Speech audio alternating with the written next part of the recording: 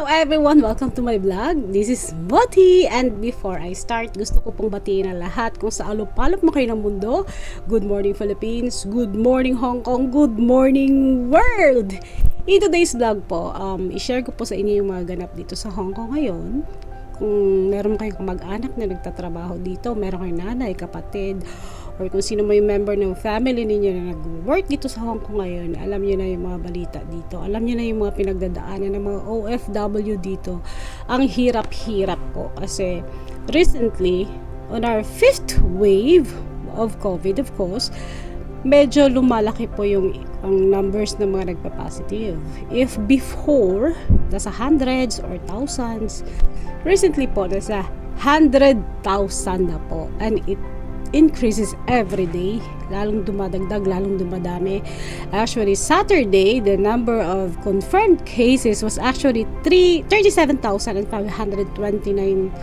confirmed positive po, and that's very alarming, that's very sad, that's very depressing kasi pag ikaw lalabas ka sa labas, mapaparaning ka na talaga. It's true, kasi pag nasa labas ka, may bibilhin ka, alam mo yung lahat ng makakasalamuha mo o lahat ng makakasalubong mo, feeling mo baka positive na to, kasi hindi natin nakikita yung kalaban, diba? So it is very important to really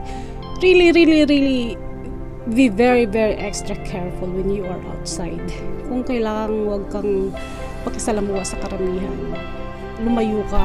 Pero wala kaming magawa kasi we need to struggle hard.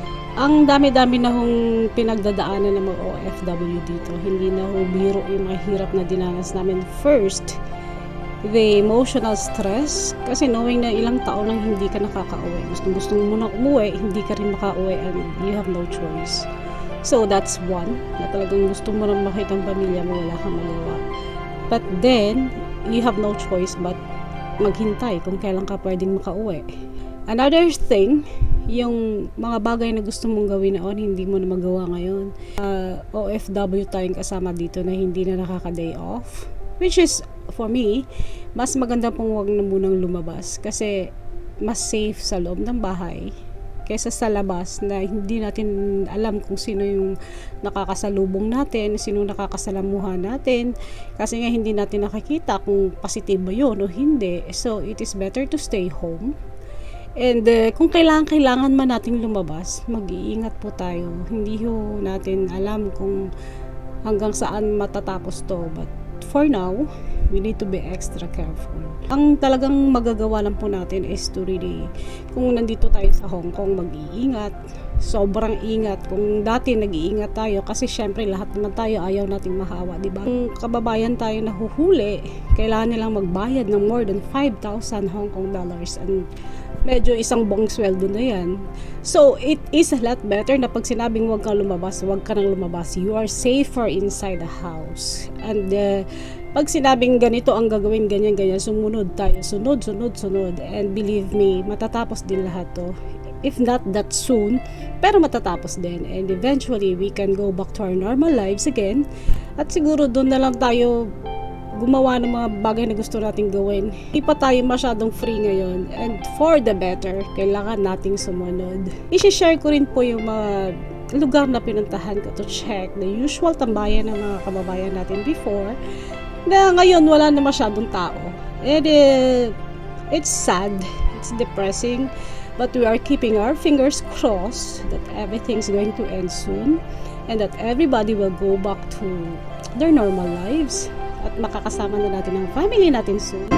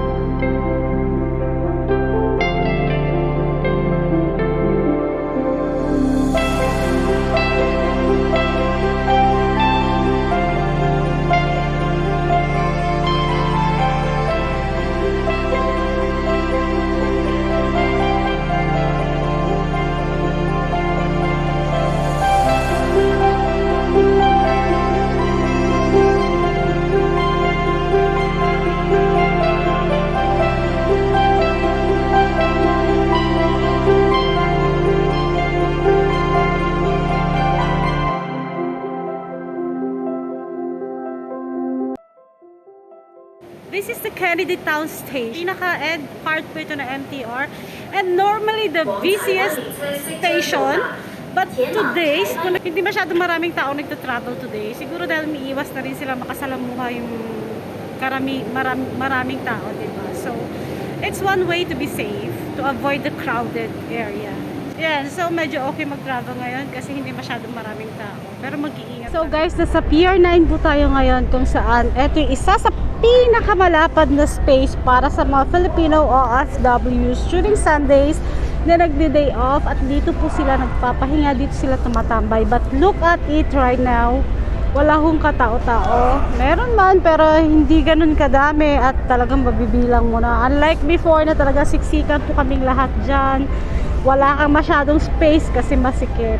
So that is how alarming the virus this time in Hong Kong na talagang lahat nakaalat. At sa araw-araw na lalong dumadami yung nagpa-positive po dito sa Hong Kong. Mostly po mga kababayan natin are living in fears. Ayaw na nilang lumabas. But please, we need to fight back.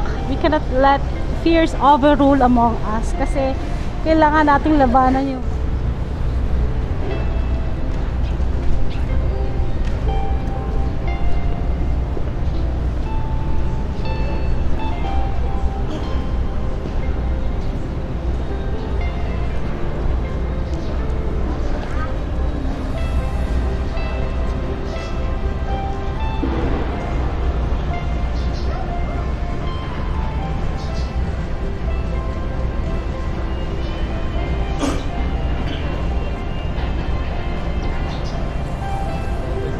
kailangan lang po nating maging maingat every time na nasa labas tayo. We need to be very, very careful.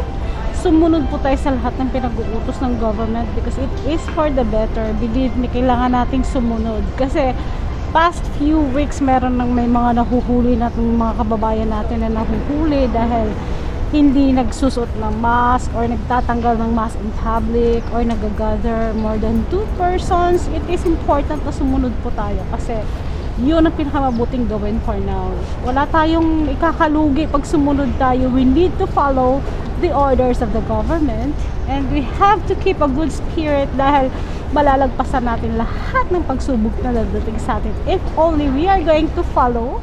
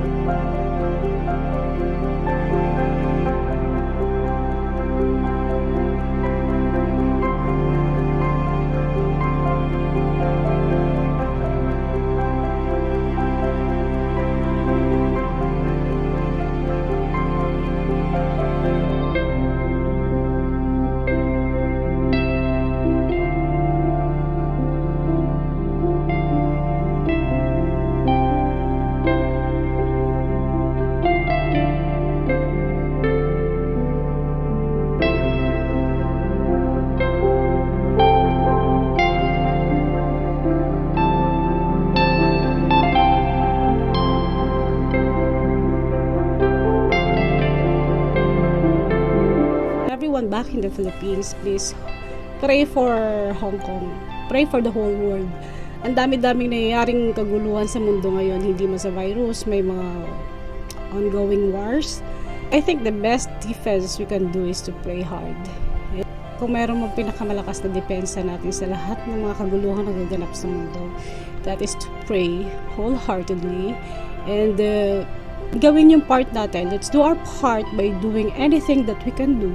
Simpleng bagay na kaya nating gawin, like taking care of ourselves, like sumunod lahat na utos na alam natin ikabubuti natin. If that's the only way na para mabalik agad tayo sa normal nating buhay, let's do this. Alam ko kaya nating lagpasan. Gano'n makahirap ang mga pagsubok na pinagdadaanan natin ngayon. May katapusan po lahat yan. So guys, before I end this vlog, gusto ko po magpasalamat sa lahat ng mga tao sumusuporta sa akin lagi. Sa lahat ng team ko dito sa YouTube, thank you so much po sa walang sawang pagsusupport, sa lahat ng mga nanonood ng vlogs ko, sa lahat ng hindi nag-skip ng ads dyan, thank you so much. And of course, Team Explorer University, sa aming founder na si Ma'am Divine Dere. Denise Mercado. Thank you so much sa aming admin, si Adnors, and of course, si Admin Marie, si Admin Kaito, sa lahat ng mga members namin, and also sa Bispak team, maraming salamat. Lady Glaze Soriano, and of course, Alexian Lee, ang aming founder at co-founder, sa United Love, thank you po. And sa team family, sa aking dear team family, thank you so much, aming founder Harry, and sa lahat ng mga admin, sa lahat ng mga members. Thank you so much for your unending support. Mahal na mahal ko kayong lahat ng mga members ko na nagpa-follow sa akin lagi. Thank you so much. Sa lahat na nagpa-member, sa lahat ng mga super chatters, thank you so much. From the bottom of my heart, you don't know how happy you guys make me each time na nakikita ko kayong nagsusupport sa videos ko. Thank you, thank you, thank you. Once again, this is Moti na nagsasabing mag-ingat po tayo lagi. God bless you all. I love